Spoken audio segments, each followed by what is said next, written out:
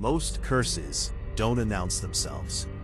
They don't arrive with warnings or omens or the particular chill of something ancient pressing against the edge of your awareness. Most curses arrive the way this one did, quietly, wrapped in kindness, handed over by trembling hands on an ordinary Tuesday morning, while the rest of the world moved past without a second glance. Marcus was a good man. That matters. Not because good men are protected from such things. They aren't. They never have been. But because it explains why he stopped. Most people didn't stop. He was running 7 minutes late, which for Marcus was practically a crisis. He was the kind of man who ironed his shirts the night before, who set 2 alarms, who left the house at exactly the same time every morning and arrived at his desk with 4 minutes to spare, and considered that a comfortable margin. So when he turned the corner onto Greville Street and saw the old man, he almost kept walking. Almost. The man was standing on the pavement outside number 44, surrounded by boxes. Small ones, large ones, a suitcase with a broken wheel propped against the garden wall. He was moving slowly, the kind of slow that isn't laziness but age, the body negotiating with itself over every movement. And he was alone. Nobody was helping him. The removal van idled at the curb with no driver in sight. A box had split at the bottom, and its contents, old books, folded letters, a cracked picture frame, were scattered across the wet pavement. Marcus stopped. He checked his watch. He looked at the old man. He put his bag down on the wall and began collecting the fallen things. That was the whole of it. That was the decision that changed everything. A good man, running late, who stopped anyway. His name, he said, was Mr. Aldrich. He was moving out after 40 years in the house, not by choice, Marcus gathered, though the old man didn't elaborate. There was something in the way he looked back at the building as they carried boxes to the van.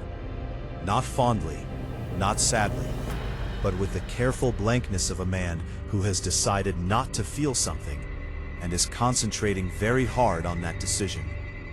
They worked in companionable silence mostly. Marcus made 3 trips. He was 40 minutes late by the time the last box was loaded, and he had stopped caring about that entirely. Mr. Aldrich shook his hand with both of his own, dry, papery hands, surprisingly strong, and looked at him with pale eyes that seemed in that moment to be measuring something Marcus couldn't name. "Wait," he said. He went to the van. He returned carrying something wrapped in brown cloth, bound with old twine. "I want you to have this," he said. "You're a good man. Good men should have beautiful things." Marcus unwrapped it on the pavement.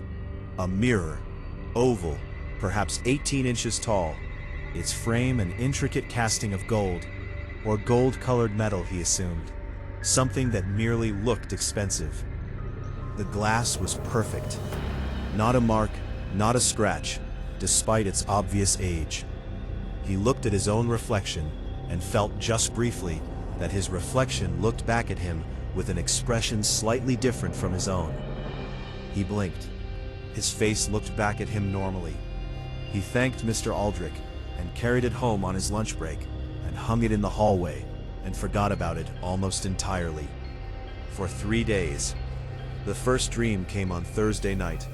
He was standing in his kitchen, making coffee, and everything was exactly as it should be. The particular gray of early morning light, the smell of grounds, the sound of the boiler ticking, except that when he turned to the hallway, he could see the mirror from across the room, and in it, the kitchen was dark. Dark, in the way of a place where the lights have been off for a very long time. And he was lying on the floor. He watched himself lying on the kitchen floor in the dark reflection, perfectly still, arms at his sides, face turned toward the ceiling. Not sleeping, not unconscious, arranged.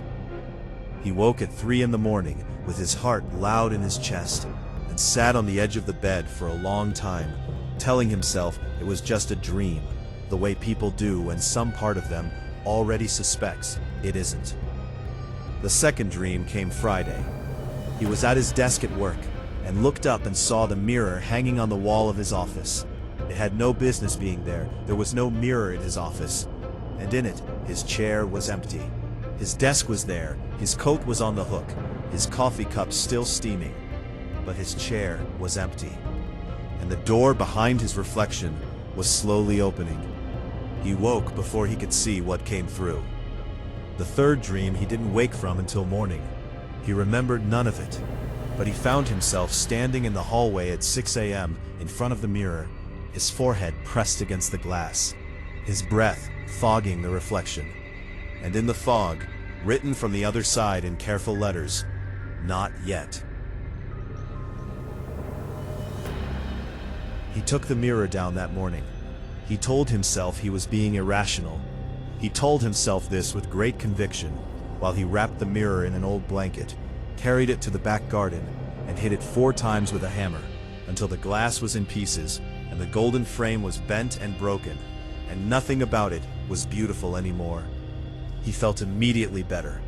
He felt so much better that he was almost embarrassed. He swept the glass into a bag, dropped it in the bin, threw the bent frame in after it, and went to work.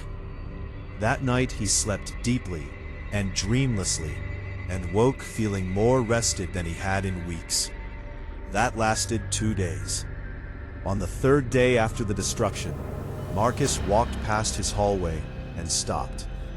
The mirror was hanging in its place on the wall, intact, unbroken, the gold frame perfect, the glass without a mark.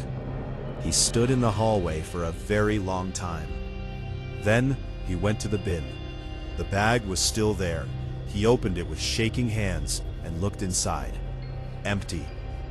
He took the mirror down and drove it to a recycling center on the edge of the city, and watched a man in high-visibility clothing throw it into a metal compactor, and he waited until the machine had finished its cycle, and he drove home. That night the dreams came back, but different now, angrier somehow, if a dream can carry anger. He was in every room of his flat simultaneously, watching himself from every angle, and the mirror was there in each room, in each version, and in all of them, his reflection was doing something his body was not. Opening drawers, trying doors, moving through the flat, with the careful, methodical purpose of something searching for a way out. He woke screaming for the first time in his adult life. The mirror was on the wall. He went back to Greville Street on a Saturday morning, sleep-deprived and hollow-eyed, and past the point of caring how he looked.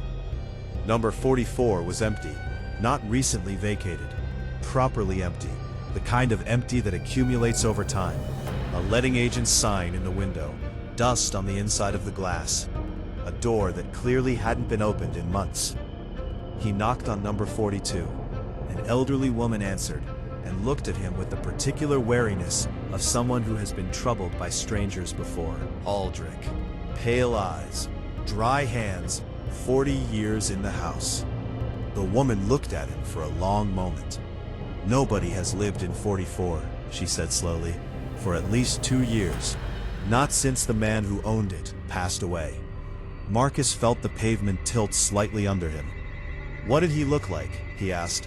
She described pale eyes, dry hands, a man who had lived alone and kept to himself, and died quietly and alone in the house he had owned for 40 years. Marcus drove home. The mirror was on the wall. His reflection watched him come through the door, with an expression that was almost, not quite, but almost, a smile.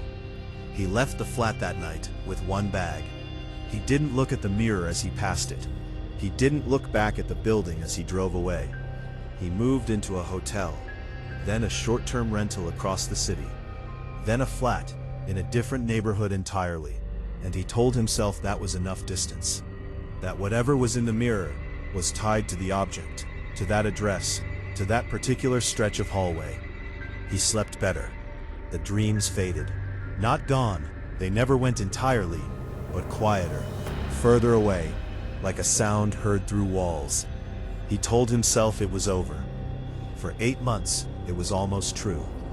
He was unpacking boxes in his new place. A clean flat, good light, a fresh start, when he found it at the bottom of the last box. He didn't remember packing it. He didn't remember wrapping it so carefully in that old blanket, binding it with twine, placing it gently among his things, as though it was something precious, something he couldn't bear to leave behind. He stood in the hallway of his new home, holding the mirror, and looked at his reflection for a long time.